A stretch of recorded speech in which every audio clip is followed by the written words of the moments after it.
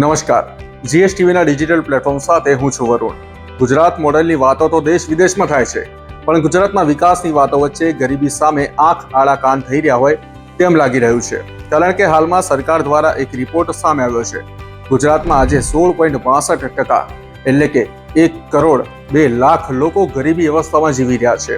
ગામડાઓમાં 21.54% એટલે કે 75.35 લાખ લોકો ગરીબી હેઠળ છે, જ્યારે શહેરોમાં 10.14% એટલે કે 26.88 લાખ લોકો ગરીબી રેખા હેઠળ છે. સરકારે પણ કબૂલ્યું છે કે 2 વર્ષમાં ગુજરાતમાં 1,359 પરિવારો ગરીબ બન્યા છે. સાબરકાંઠા, પંચમહાલ, બનાસકાંઠા, આણંદ, જૂનાગઢ અને દાહોદમાં આ સંખ્યા ખૂબ જ વધુ છે.